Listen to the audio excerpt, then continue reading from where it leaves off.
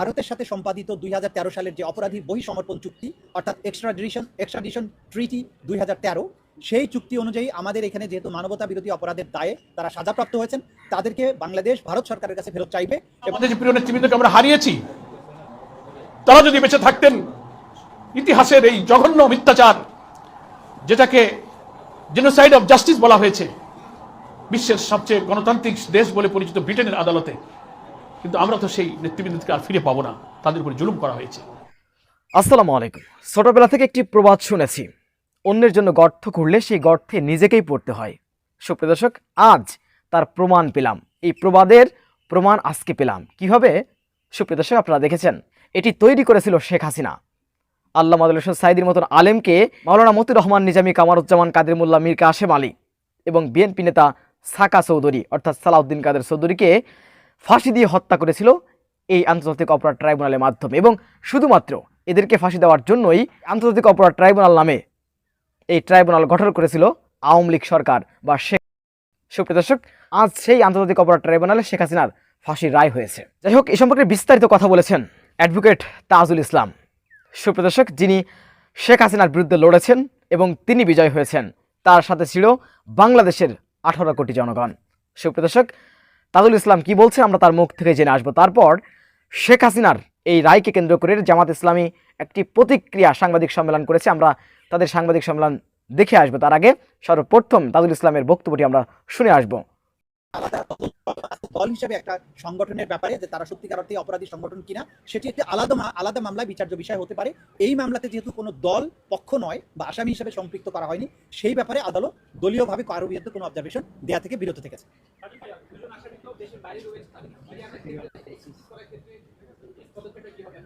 যে আমরা ইতিমধ্যেই বলেছি যে দুজন আসামি পলাতক রয়েছেন, তাদেরকে ফিরিয়ে আনার ব্যাপারে রাষ্ট্র দুই ধরনের পদক্ষেপ নিতে পারেন। একটি হচ্ছে ভারতের সাথে সম্পাদিত 2013 সালের যে অপরাধীর বহিঃসমর্পণ চুক্তি অর্থাৎ এক্সট্রাডিশন ট্রিটি 2013, সেই চুক্তি অনুযায়ী আমাদের এখানে যেহেতু মানবতা বিরোধী অপরাধের দায়ে তারা সাজাপ্রাপ্ত হয়েছেন, তাদেরকে বাংলাদেশ ভারত সরকারের কাছে ফেরত চাইবে। এবং ভারত সরকার যদি আইনের শাসন, ন্যায় বিচারের প্রতি শ্রদ্ধাশীল হয়, তারা সেই আসামিদেরকে ফেরত প্রদান করবেন এবং তাদেরকে বাংলাদেশে ফেরত আনার মাধ্যমে তাদের উপরে যে সাজা দেওয়া হয়েছে সেটা কার্যকর করা যাবে। দ্বিতীয় যে প্রক্রিয়া আছে সেটি হচ্ছে যে ইন্টারপোলের মাধ্যমে, যেহেতু একটি বাংলাদেশের একটা ট্রাইব্যুনাল থেকে উপযুক্ত আদালতের থেকে তাদের মৃত্যুদণ্ড প্রদান করা হয়েছে, তাদেরকে ইন্টারপোলের মাধ্যমে গ্রেপ্তার করে বাংলাদেশে এনে সেই সাজা কার্যকর করা যেতে পারে। এই ব্যাপারে বাংলাদেশের স্বরাষ্ট্র মন্ত্রণালয়, পররাষ্ট্র মন্ত্রণালয় সম্মিলিতভাবে প্রয়োজনীয় ব্যবস্থা গ্রহণ করবেন।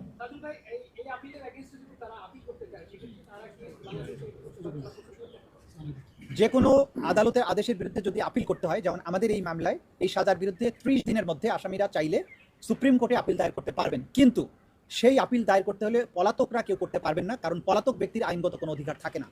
তাহলে আপিল করতে হলে তাকে অবশ্যই এসে বাংলাদেশে আত্মসমর্পণ করতে হবে এবং জেলে গিয়ে তিনি তখন সুপ্রিম কোর্টের কাছে তার সাজার বিরুদ্ধে আপিল দায়ের করতে পারবেন। যদি আত্মসমর্পণ না করেন তাহলে তার রাইট অফ অ্যাপিল থাকবে না। এই মামলার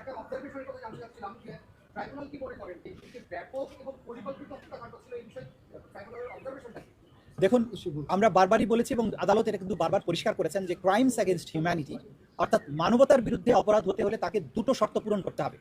যে অ্যাটাক বা আক্রমণের মাধ্যমে মানুষ যে হত্যা হয়েছে, সেই অ্যাটাকটা হতে হবে ওয়াইড স্প্রেড অথবা সিস্টেম্যাটিক।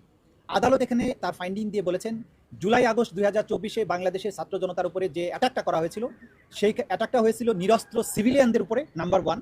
নাম্বার 2, এটা ছিল ওয়াইড স্প্রেড, ব্যাপক মাত্রায় আক্রমণ, কারণ বাংলাদেশের almost every part of the country এই অ্যাটাকটা পরিচালিত হয়েছে। দ্বিতীয়ত যেটা তারা বলেছেন যে ওয়াইড স্প্রেড হওয়ার পাশাপাশি এই অ্যাটাকটা ছিল সিস্টেম্যাটিক, কারণ রাষ্ট্রের টপ র্যাঙ্কিং থেকে একদম কমান্ড এসে নিম্ন স্তর পর্যন্ত কমান্ড পৌঁছেছে এবং রাষ্ট্র সম্পূর্ণভাবে সম্পৃক্ত হয়ে এই অপরাধটা করেছে, সিস্টেম্যাটিক। এবং এইটা তারা করেছেন তাদের সম্পূর্ণ জ্ঞানত, তারা জেনে বুঝে এটা করেছেন।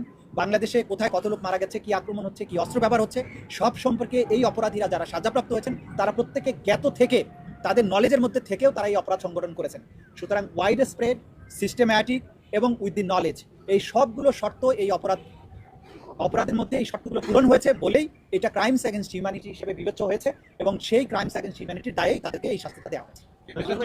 একটা বিষয় সেটা হলো যে এই বিচারের ক্ষেত্রে বিভিন্ন সময়ে আসামিদের সরাসরি তারা না থাকলেও বলার চেষ্টা করেছেন বিচারের অস্বচ্ছতা এবং তারা রাজনৈতিক প্রতিহিংসার শিকার, বিশেষ করে আপনারা যারা এখানে আছেন বিগত সরকারের সময় আপনারা অপরপক্ষে ছিলেন। এক, দ্বিতীয় হলে এই বিচার চলার সময় বা পুরো বিচার কার্যের সময় আপনারা কোনো ধরনের হুমকি ধামকি থ্রেট এ ধরনের মুখোমুখি হয়েছেন কিনা, কোনো চাপ ছিলেন কিনা, আজকে যেহেতু রায় হয়ে গেছে সেই ব্যাপারে আপনি বলবেন কিনা? দেখুন, ইতিমধ্যে কিন্তু আদালত তার অবজারভেশনে বলেছেন যে এই আসামিরা বিচার চলমান থাকা অবস্থায় মামলার সাক্ষী, বিচারক এবং ট্রাইব্যুনালের সাথে সংশ্লিষ্টদেরকে হত্যা করার, তাদের বাড়িঘর জ্বালিয়ে দেওয়ার হুমকি দিয়েছিলেন এবং সেই দায়ে কিন্তু আসামি শেখ হাসিনার 6 মাসের কারাদণ্ড হয়েছে। সুতরাং এটা প্রমাণিত আদালতের মাধ্যমে যে তারা হুমকি দামকি দিয়েছিলেন। কিন্তু বাংলাদেশের জনগণ, এই প্রশাসন, এই বিচারের সাথে সম্পৃক্ত কেউই এই হুমকিতে ভয় পাননি। তারা তাদের প্রতি আইন সম্মত উপায়ে যে দায়িত্ব অর্পিত হয়েছিল তারা সেটা পালন করেছেন এবং তার প্রতিফলন আজকের রায়। এই বিচার সম্পূর্ণ স্বচ্ছভাবে পরিচালিত হয়েছে। কোনো কর্নার থেকে, ইভেন স্টেট ডিফেন্স লয়ার থেকেও এই বিচারের স্বচ্ছতা নিয়ে, এই বিচারে কোনো ইনজাস্টিস হয়েছে, কোনো জায়গায় মিথ্যা সাক্ষ্য দেওয়া আছে, এই অভিযোগ কেউ কখনো করেনি, করতে পারবেও না। গোটা দুনিয়ার সামনে এই বিচার হয়েছে, আপনারা সাক্ষী ছিলেন। আমরা কখনো কখনো এগুলো লাইভ টেলিকাস্ট করেছি। পৃথিবীর সবার কাছে আমাদের ওপেন চ্যালেঞ্জ, এই বিচার প্রক্রিয়া স্বচ্ছ ছিল, নিরপেক্ষ ছিল, প্রত্যেকেই আইন অনুযায়ী কাজ করেছেন এবং এইখানে যে কোয়ালিটির এভিডেন্স দাখিল করা হয়েছে, আমরা আবারও চ্যালেঞ্জ করছি, দুনিয়ার যে প্রান্তে খুশি সেখানে যান, যে কোনো আদালতে এভিডেন্স গিয়ে হাজির করেন, এই অপরাধীদের একই ধরনের শাস্তি হবে বলে আমরা বিশ্বাস করি। মাননীয় চিফ প্রসিকিউটর, একটি প্রশ্ন, আজকে যে রায়টি হলো এই রায়টি জুলাই আগস্টের অন্য যে মামলাগুলো সেগুলোর ক্ষেত্রে রেফারেন্স হিসেবে বিচারকে ত্বরান্বিত করবে কিনা, সহযোগী হবে কিনা? ডেফিনেটলি যে ক্রাইমস এগেইনস্ট হিউম্যানিটিতে টপ কমান্ডারদের দায় যেখানে প্রমাণিত হয়েছে, সেটি পরবর্তীতে নিচের টায়ারের যে সমস্ত কমান্ডার আছেন বা ব্যক্তিরা যারা ক্রাইমস এগেইনস্ট হিউম্যানিটির সাথে সম্পৃক্ত, তাদের অপরাধ প্রমাণের ক্ষেত্রে ডেফিনেটলি একটা জুডিশিয়াল ডিসিশন হিসেবে এই রায়টি কাজ করবে এবং সেটা যথা নিয়মে যতটুকু প্রয়োগযোগ্য হবে সেভাবেই প্রয়োগযোগ্য হবে। তবে প্রত্যেকটি মামলায় প্রত্যেকটি আসামির বিরুদ্ধে এভিডেন্সগুলো স্বতন্ত্রভাবেই দেওয়া হবে এবং প্রত্যেক আসামিকে তার নির্দোষিতা প্রমাণের যথোপযুক্ত সুযোগ দেওয়া হবে। তিনি চাইলে তার নির্দোষিতা প্রমাণের জন্য তার ডিফেন্স উইটনেসকে আনতে পারবেন, ডিফেন্স ডকুমেন্ট প্রডিউস করতে পারবেন। এই রায় একটা নজির হিসাবে কাজ করবে, কিন্তু প্রত্যেকটি আসামি বা প্রত্যেকটি মামলার বিচার স্বতন্ত্রভাবেই অনুষ্ঠিত হবে। এই যে রায়টা হলো, এটার মৃত্যুদণ্ডের সুনির্দিষ্ট কোনো সময়ের আইনি সময় ধার্য করে দেওয়া হলো? যেটা এখন আজকে আমি আপনাদেরকে বলতে পারি, গত সারা রাত ধরে আমাদের সকল বিজ্ঞ প্রসিকিউটরগণের নাম্বারে বিদেশ থেকে, অধিকাংশই ভারতীয় নাম্বার থেকে তাদেরকে টেলিফোনে কল করা হয়েছে, তাদের নানান ধরনের গালাগালি, অশ্লীল কথাবার্তা বলা হয়েছে, গালাগালি করা হয়েছে। এগুলোকে আমরা খুব একটা আমলে নেই না, কারণ একজন অপরাধী যখন বুঝতে পারে যে সে অপরাধ করেছে এবং তার সাজা অত্যাসন্ন, তো তখন সে তার এই জাতীয় আচরণ তার অপরাধ প্রবণতাকে নির্দেশ করে। এগুলোকে আমরা আমলে নিচ্ছি না। অপরাধীরা তাদের চরিত্রই প্রকাশ করছে, কিন্তু তাদের এই সমস্ত দম্ভ, হুমকি, বাংলাদেশের মানুষকে ন্যায় বিচার প্রাপ্তির জন্য তাদের যে আকাঙ্ক্ষা, ন্যায় বিচার প্রাপ্তির জন্য তাদের যে প্রচেষ্টা, এখান থেকে কোনো অবস্থায় এক চুলো হটাতে পারবে। 30 দিন সময় আছে আইন অনুযায়ী। আজকে থেকে 30 দিনের মধ্যে তারা আপিল করতে পারবেন। অর্থাৎ আজকে থেকে 30 দিনের মধ্যে তারা যদি এসে আত্মসমর্পণ করেন, তাহলে তারা সুপ্রিম কোর্টে আপিল করতে পারবেন। সুপ্রিম কোর্টে আপিল দায়ের হলে আমাদের আইনে পরিষ্কারভাবে বলা আছে, সুপ্রিম কোর্ট সে আবার আপিলটা পরবর্তী 60 দিনের মধ্যেই নিষ্পত্তি করবেন। সুতরাং সেটা আইনি বিধান। তারা যদি আইনের শাসনের প্রতি শ্রদ্ধাশীল হন, তারা যদি মনে তাদের সাহস থাকে যে তারা ইনোসেন্ট, তারা যদি বাংলাদেশের বিচার প্রক্রিয়া মোকাবেলা করার তাদের সৎসাহস থাকে, আমরা বলবো তারা আসুন বাংলাদেশে এসে এই রায় অনুযায়ী তারা আত্মসমর্পণ করে তার রায়কে তিনি চ্যালেঞ্জ করেন সুপ্রিম কোর্টে। তার যদি যুক্তি দিয়ে, তার প্রমাণ দিয়ে তিনি নিজেকে নির্দোষ প্রমাণ করতে পারেন, আমাদের তো কোনো সমস্যা নেই। সুপ্রিয় দর্শক, আপনাদের নিশ্চয়ই মনে আছে আল্লামা আব্দুল হোসেন সাঈদীর মতন একজন বিশ্ববিখ্যাত আলেমকে কি করেছে তার সাথে। তার বিরুদ্ধে মিথ্যা সাক্ষী দিয়ে এই আন্তর্জাতিক অপরাধ ট্রাইব্যুনালে চত্বর থেকে শুক্ররঞ্জন বালিকে গুম করে তুলে নিয়ে গিয়েছিল ভারতে। সুপ্রিয় দর্শক, কীভাবে মিথ্যা নাটক সাজিয়ে জামাত ইসলামীর নেতৃবৃন্দকে এদেশের সর্বোচ্চ আলেম, বিশ্ববরেণ্য আলেমউদ্দিন আল্লামা আব্দুল হোসেন সাঈদীকে ফাঁসির রায় দিয়েছিল এবং জামাত ইসলামের 5 জন নেতাকে ফাঁসি দিয়ে হত্যা করেছিল। মাওলানা মতিউর রহমান নিজামী তৎকালীন জামাতের আমির ছিল। এই শেখ হাসিনার আদালত, সুপ্রিয় দর্শক, সেই আদালতে আজ শেখ হাসিনার মৃত্যুদণ্ড হয়েছে। সুপ্রিয় দর্শক, জামাত ইসলামী বিষয় নিয়ে প্রতিক্রিয়া ব্যক্ত করেছেন আমরা। জামাত ইসলামীর সেই প্রতিক্রিয়া ব্যক্ত সেই সাংবাদিক সম্মেলনটি আমরা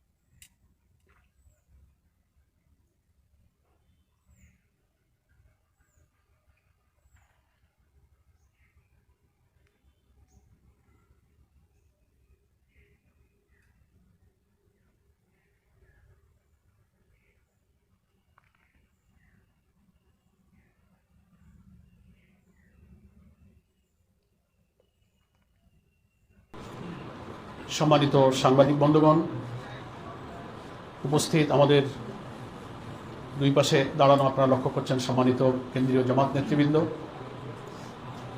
এবং আমাদের প্রিয় দেশবাসী এবং প্রবাসে অবস্থানকারী সম্মানিত ভাই ও বোনেরা, আজকে বাংলাদেশের রাজনীতি, আইনের শাসন এবং বিচারের ইতিহাসে একটা গুরুত্বপূর্ণ দিন। 2024-এর জুলাই আগস্টের ছাত্র গণ অভ্যুত্থানের যে ঐতিহাসিক রাজনৈতিক পরিবর্তন, আমাদের প্রায় 1400 ছাত্র জনতার জীবন, প্রায় 40,000 ছাত্র জনতার আহত, ক্ষতবিক্ষত, রক্তাক্ত স্মৃতি নিয়ে যারা আজও বেঁচে আছেন, তাদের এই আত্মত্যাগের ঐতিহাসিক অবদানকে আমি শ্রদ্ধার সাথে স্মরণ করছি। গুরুত্বপূর্ণ দিন বিচারের দৃষ্টিতে এই কারণে আমরা বলছি যে দেশের 18 কোটি মানুষের যে আকাঙ্ক্ষা, যে গণ আকাঙ্ক্ষা ছিল যে ঘৃণ্য মানবতা বিরোধী অপরাধীদের বিচার এই অন্তর্বর্তীকালীন সরকারের দায়িত্ব পালনকালে দৃশ্যমান করতে হবে জাতীয় নির্বাচনের পূর্বে, এটা ছিল আমাদের অন্যতম দাবি। আংশিক হলেও আজকে ট্রাইব্যুনালের রায়ের মধ্য দিয়ে সেই জাতির আশাটা কিছুটা পূর্ণ হয়েছে। সেজন্য বাংলাদেশ জামাত ইসলামীর পক্ষ থেকে আমাদের তাৎক্ষণিক প্রতিক্রিয়া সম্পর্কে 2-4টি কথা আপনাদের খেদমতে আমি পেশ করছি। প্রথম কথা হলো, বাংলাদেশের ইতিহাসে অনেক কারণে আজকের দিনটি গুরুত্বপূর্ণ। তার মধ্যে অন্যতম হলো কোনো একজন সরকার প্রধানের সর্বোচ্চ সাজা, এটা বাংলাদেশের ইতিহাসে এই প্রথম। এটা স্মরণীয় হয়ে থাকবে। এবং আপনারা দেখেছেন, আমরাও আজকে রায়ের দীর্ঘ সময় ধরে যে বিচারকরা রায় পড়েছেন, সেখানে ফুটে উঠেছে যে অপরাধীরা কি পরিমাণ নিষ্ঠুর, ঘৃণ্য, প্রতিহিংসামূলক অপরাধ করেছে। তো তার পত্রপত্রিকা, অডিও ভিডিও, তাদের টেলিফোনিক কনভারসেশনের যে সমস্ত তথ্য হুবহু ট্রাইব্যুনালে প্রমাণিত হয়েছে, রায়ের মধ্যে কিন্তু কোট আনকোট সেগুলো পড়ে শোনানো হয়েছে। আমরা বিস্মিত হয়েছি, জাতি বিস্মিত হয়েছে। ফলে আমরা মনে করি এই বিচারের ব্যাপারে কোনো প্রশ্ন তোলার সুযোগ কারো নেই, কারণ বিচার স্বচ্ছ হয়েছে, নিরপেক্ষ হয়েছে, আন্তর্জাতিক মানের হয়েছে। এর আগে মানবতা বিরোধী অপরাধের নামে জামাত ইসলামীর প্রিয় নেতৃবৃন্দের ব্যাপারে যে বিচার হয়েছে ট্রাইব্যুনালে, সেই বিচার নিয়ে শুধু বাংলাদেশ নয়, সারা দুনিয়াতে এটা প্রশ্নবিদ্ধ, আন্তর্জাতিক মানের হয়নি। সে বিচারের বাদী সাজানো, এজাহার সাজানো, মামলা সাজানো, সাক্ষী সাজানো, বিচারক সাজানো, রায় সাজানো, আদালতের চত্বর থেকে সাক্ষীকে গুম করা, বিদেশ থেকে রায় লিখে দিয়ে ডিকটেট করা, স্কাইপে কেলেঙ্কারি, সেই বিচার ব্রিটিশ আদালতে এরকমই একটা বিচারের জাজমেন্ট দিতে গিয়ে সেখানে বলা হয়েছে জেনোসাইড অফ জাস্টিস। আর এই সব মিথ্যা অভিযোগে আমাদের আর এক প্রিয় ভাই, যিনি ইতিহাসের সাক্ষী হয়ে বেঁচে আছেন, আমাদের জননেতা এটিএম আজহারুল ইসলামকে অন্তর্বর্তীকালীন সরকারের এই সময় যে সরকার কোনো রাজনৈতিক পক্ষপাতিত্ব না করে অন্তত আইনের শাসন এবং নিরপেক্ষ বিচারের জন্য চেষ্টা করছে, সেখানে সর্বোচ্চ আদালতে আপিলের রিভিউতে তিনি যে রায়ের মধ্য দিয়ে বেকসুর খালাস পেয়েছেন, সেই রায়ও বলা হয়েছে যে এই সব মামলার অভিযোগের সব ভিত্তিগুলো ছিল রাজনৈতিক উদ্দেশ্য প্রণোদিত। আমরা জানি না আমাদের যে প্রিয় নেতৃবৃন্দকে আমরা হারিয়েছি, তারা যদি বেঁচে থাকতেন, ইতিহাসের এই জঘন্য মিথ্যাচার, যেটাকে জেনোসাইড অফ জাস্টিস বলা হয়েছে, বিশ্বের সবচেয়ে গণতান্ত্রিক দেশ বলে পরিচিত ব্রিটেনের আদালতে, কিন্তু আমরা তো সেই নেতৃবৃন্দকে আর ফিরে পাবো না, তাদের উপর জুলুম করা হয়েছে। সেই বিচার ছিল ইতিহাসের শ্রেষ্ঠ মিথ্যাচার। কিন্তু আজকে যে রায় পাওয়া গেল, এই বিচার হচ্ছে যথার্থ, নিরপেক্ষ, স্বচ্ছ এবং প্রশ্নাতীত একটা বিচার এই জাতি পেয়েছে। এবং এই বিচারের মধ্য দিয়ে জাতির কাছে এই জন্য প্রশ্ন নেই যে যতদিন এই ট্রাইব্যুনালে বিচার কাজগুলো হয়েছে, আপনারা দেখেছেন বিচারের চার্জ গঠন, ইভেন বিভিন্ন বিচার কার্যগুলো লাইভ টেলিকাস্ট হয়েছে সবার সামনে। আজকে রায়টা ফুল টাইম পড়ে শোনানো হয়েছে। এদেশে এই ট্রাইব্যুনালের রায় তো এইভাবে কখনো ক্যামেরাতে লাইভ টেলিকাস্ট হয়ে সারা পৃথিবী দেখার সুযোগ কখনো পায়নি। একটা ট্রান্সপারেন্ট, একটা স্বচ্ছ জাজমেন্ট এই জাতি পেয়েছে। তো আমরা মনে করি সোশ্যাল মিডিয়া, গণমাধ্যমে সব কিছু প্রচার করেছে। আজকে আমরা এতটুকু মন্তব্য করব, যাদেরকে নিষ্ঠুরভাবে হত্যা করা হয়েছে, আয়না ঘরে খুন খারাপি করে, ক্রস ফায়ারে বিভিন্নভাবে শেষ করা হয়েছে, পিলখানা, শাপলা চত্বর, আরও বিচার প্রক্রিয়া তো সামনে আছে। এটা প্রথম রায় আমরা পেলাম। সেজন্য আমরা মনে করি সবগুলোরই নিরপেক্ষ স্বচ্ছ বিচার হওয়া উচিত। আজকের রায়ের মধ্য দিয়ে অন্তত ক্ষতিগ্রস্ত পরিবারগুলো, যাদের পিতা হারিয়েছে, স্বামী হারিয়েছে, সন্তান হারিয়েছে, তাদের পূর্ণ ক্ষতির পূরণ হয়তো কোনোদিন হবে না, কিন্তু কিছুটা স্বস্তি তাদের হৃদয়ে এসেছে, একটা সুবিচার তারা দেখতে পেল। এজন্য রাষ্ট্র বা সরকার, তার কোনো প্রধান, কোনো কর্তা ব্যক্তি, রাজনৈতিক কোনো বড় নেতা যতই ক্ষমতাবান হোক, তারা যে আইন এবং বিচারের ঊর্ধ্বে নয়, এই রায়ের মধ্যে দিয়ে আজকে সেটি প্রতিষ্ঠিত হল। আমি মনে করি ভবিষ্যতে বাংলাদেশের যারা জুডিশিয়ারিতে থাকবেন, ম্যাজিস্ট্রেসিতে থাকবেন, বিচারের এই বিরাট জিম্মাদারি সৃষ্টিকর্তার পক্ষ থেকে মানুষের জীবন মৃত্যুর ফয়সালার মতো দুনিয়ার বিচারের দায়িত্ব যারা গ্রহণ করবেন, এই রায় থেকে এই বিচারকদের, প্রসিকিউশনে যারা ছিলেন, তাদের দৃঢ়তা, সাহসিকতা থেকে শিক্ষা গ্রহণ করা উচিত, যেন আমাদের দেশে আর কখনো বিচারক হোক, প্রশাসক হোক, কেউ যেন ফ্যাসিবাদী না হয়ে ওঠেন, কর্তৃত্ববাদী না হয়ে ওঠেন, অত্যাচারী না হয়ে ওঠেন। আল্লাহ রসুল সাল্লাল্লাহু আলাইহি ওয়াসাল্লাম হাদিস শরীফের মধ্যে বলেছেন যে 7 শ্রেণীর মানুষ কিয়ামতের কঠিন দিনে আল্লাহর আরশের ছায়া পাবেন, তার মধ্যে একটা শ্রেণী হলো ন্যায় বিচারক, সুলতানুল আদল বলা হয়েছে। এটা মনে থাকে না বিচারকদের, তো এটা জাতির জন্য একটা শিক্ষা হয়ে থাকবে। বিচারকে ঘিরে সারা দেশে কয়েকদিন যে নাশকতা, রায়ের ঘোষণার কথা, রায়ের দিনকে আজকে কেন্দ্র করে ককটেল নিক্ষেপ, গাড়ি পোড়ানো, বিভিন্ন জায়গায় অবরোধ সৃষ্টি করার যে সমস্ত পায়তারা করা হয়েছে, জাতি সেগুলো প্রত্যাখ্যান করেছে, জাতি সেটা গ্রহণ করেনি। তাদের সাথে এদেশের রাজনীতি আর যায় না। ফলে মৃত্যুদণ্ডপ্রাপ্ত আসামিকে, এখন তো মৃত্যুদণ্ডপ্রাপ্ত যাদের নাম, যাদের রায় হলো, তারা এখন কিন্তু পলাতক। এই পলাতক মৃত্যুদণ্ডপ্রাপ্ত আসামিকে যারা আশ্রয় দিয়েছেন, আমরা মনে করি এই ঘৃণ্য অপরাধীদের পক্ষে তারা অবলম্বন করেছেন। আন্তর্জাতিক সকল আইনের তাদের পরিপন্থী। আমরা দাবি করব তাদের অবশ্যই বাংলাদেশে ফেরত দিতে হবে এবং আইনের কাছে তাদেরকে সোপর্দ করতে হবে। গণতন্ত্রের দাবি করলে, সৎ প্রতিবেশী সুলভ আচরণ দাবি করলে, সৌহার্দ্যপূর্ণ সম্পর্কের দাবিদার প্রতিবেশী হলে, এটি হচ্ছে তার প্রথম দায়িত্ব। একজন পলাতক মৃত্যুদণ্ডপ্রাপ্ত আসামিকে আর বিলম্ব না করে তাকে আইনের কাছে সোপর্দ করা উচিত। সম্মানিত সাংবাদিক বন্ধুগণ, আমরা আর দীর্ঘ বক্তব্য আমরা দিব না। আপনাদের সকলকে ধন্যবাদ জানাই। আপনারা দীর্ঘ সময় ধরে এখানে অপেক্ষা করেছেন।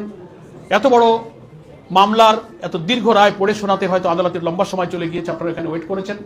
আমাদের অনেক নেতৃবৃন্দ এখানে আছেন।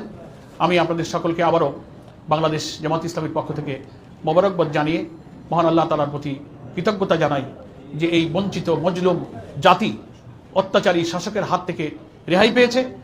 একটা সুবিচারের দৃশ্য অন্তত কিছুটা হলো এই জাতি দেখতে পেল। ভবিষ্যতে যেন এই বাংলাদেশের মানুষ, মানবতা, মানুষত্বের একটা সভ্য সমাজ দেখেই যেন আমরা পৃথিবীতে যেতে পারি, পৃথিবী থেকে আমাদের নতুন প্রজন্মের কাছে একটা মানবিক আদর্শিক বাংলাদেশ রেখে যেতে পারি।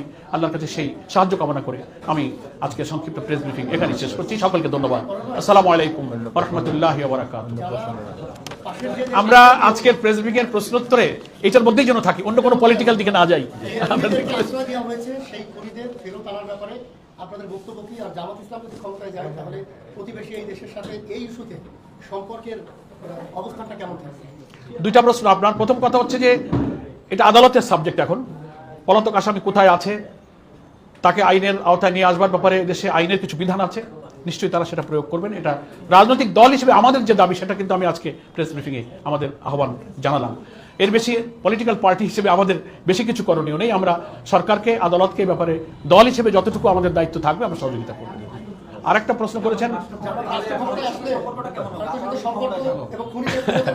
আমি আমাদের সম্মানিত আমির জামাতের একটা কথা বলি, উনি প্রায় কথা বলে থাকেন যে সব কিছু বদলানো যায় কিন্তু প্রতিবেশী কিন্তু বদলানো যায় না, যারা আছে ওরা থাকবেই। এখন আমরা প্রতিবেশীর সাথে, জনগণের সাথে, বিশাল রাষ্ট্রের প্রতিবেশী দেশের জনগণের সাথে তো আমাদের কোনো শত্রুতা নাই। শাসন ক্ষমতায় যারা যখন আসেন তারা যে আমাদের সাথে বৈরী আচরণ করেন, আমাদের বর্ডার কিলিং, আমাদের পানির সমস্যা, ট্রানজিট করিডোর আর বড় বড় ভিন্ন অপরাধীর আশ্রয় দেওয়ার মতো এইসব কাজ, এটা কোনো প্রতিবেশীর কাজ না। যারা আইনের শাসনের প্রতি, গণতন্ত্রের প্রতি, মানবাধিকারের প্রতি, বিচারের প্রতি শ্রদ্ধাশীল, এটা আমি পলিটিক্যাল সব কনটেক্সটের বাইরেও ওপেনলি আমি বলতে চাই যে সারা দুনিয়ার কাছে এটা কখনো গ্রহণযোগ্য হয় না। সেই জন্য আমরা মনে করি জামাতের উপরে যদি আল্লাহ তাআলা এই রাষ্ট্রের দায়িত্ব দেন, আমরা কোনো প্রতিবেশীর সাথে শত্রুতা চাইব না। আমরা প্রতিবেশীর সাথে যে political, Jio political, commercial, diplomatic যে রিলেশন সব দেশ যেমন রাখে, নীতিগতভাবে সমতার ভিত্তিতে, ন্যায্যতার ভিত্তিতে, সমমর্যাদার ভিত্তিতে সেই সম্পর্ক রক্ষার একটা ফরেন পলিসি আমাদের থাকবে ইনশাআল্লাহ। কিন্তু রাষ্ট্রের স্বাধীনতা, সার্বভৌমত্ব, জাতিসত্তার ক্ষতি হয়ে যাবে সে ব্যাপারে আমরা সবসময় প্রতিবাদী থাকবো। জনগণকে সাথে নিয়ে আমরা এই ব্যাপারে ভূমিকা রাখবো। সকলকে ধন্যবাদ। আজকের মতো আর কি প্রায় 2 ঘন্টা ব্যাপী রায় বলা হয়েছে। হাসিনার বিরুদ্ধে 5টা অভিযোগ ছিল, 3টা অভিযোগ তিনি অভিযুক্ত হয়েছেন। এখন একটা বিষয় হচ্ছে, আপনি বললেন এই রায়টা ফেয়ার হয়েছে, জাজমেন্ট ফেয়ার হয়েছে। আমরা যখন দেখি যে জামাত নেতাদের বিরুদ্ধে এই 1973 সালের যে আমাদের আন্তর্জাতিক আইনের যেটা রোম চুক্তির মাধ্যমে হয়েছে, এই একই ট্রাইব্যুনালে আপনাদের নেতাদের বিচার হচ্ছে। প্রশ্ন হচ্ছে, আপনারা বলছেন যে আপনাদের নেতাদের বিরুদ্ধে যে বিচার হচ্ছে সেটা ভালো ছিল না, ফেয়ার ছিল না, এখন ফেয়ার হয়েছে।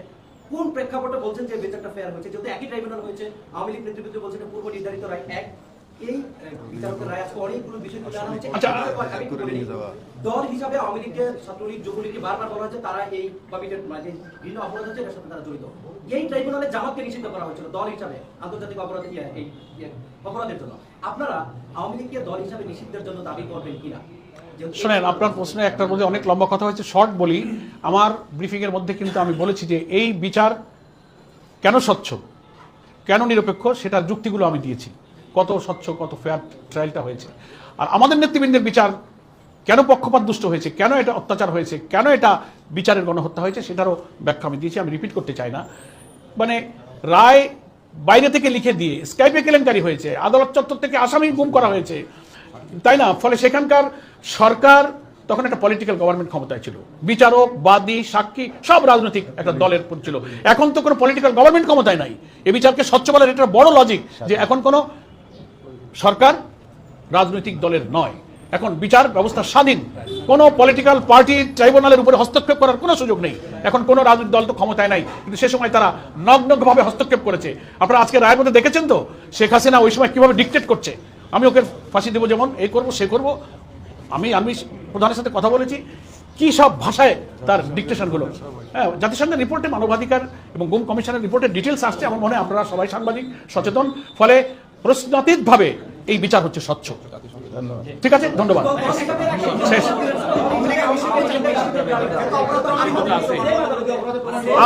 আমরা তো এই রাজনৈতিক দল হিসেবে তাদের কার্যক্রম যখন স্থগিত করা হলো, আমাদেরও দাবি ছিল, আমরাও তখন রাজপথে ছিলাম। এখন আমাদের 5 দফার মধ্যে ফ্যাসিস্টদের, দোসরদের রাজনৈতিক কার্যক্রম নিষিদ্ধের দাবি আমাদের অব্যাহতই আছে।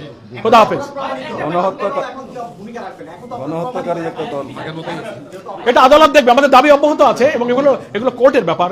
হ্যাঁ, এই ব্যাপারে তো কোর্টে আইন আছে। আওয়ামী লীগ গত 15 বছর জামাতের উপর যে মেসাকার চালিয়েছে, জামাত সরকারের জামাত কি আওয়ামী লীগ তারা এখন আছে, তাদের উপর তাদের সাথে তাদের সম্পর্ক কেমন হতে পারে? ভবিষ্যতের জন্য দোয়া করেন, তখনকার কথা আমরা তখন বলবো ইনশাআল্লাহ। সব কথা এত আগে বললে পরে আর কি শুনবেন? Wait and see. আসসালামু আলাইকুম। সুপ্রিয় দর্শক, হাসিনার এই রায়কে আপনারা কিভাবে দেখছেন? অবশ্যই আপনাদের মূল্যবান মন্তব্য কমেন্ট বক্সে জানাবেন। সবসময় সত্য নির্ভেজাল তথ্য পেতে স্বাধীন বাংলা টিভি ইউটিউব চ্যানেলটি সাবস্ক্রাইব করে আমাদের সাথে থাকুন। আসসালামু আলাইকুম রহমতুল্লাহি ওয়া বারাকাতুহু।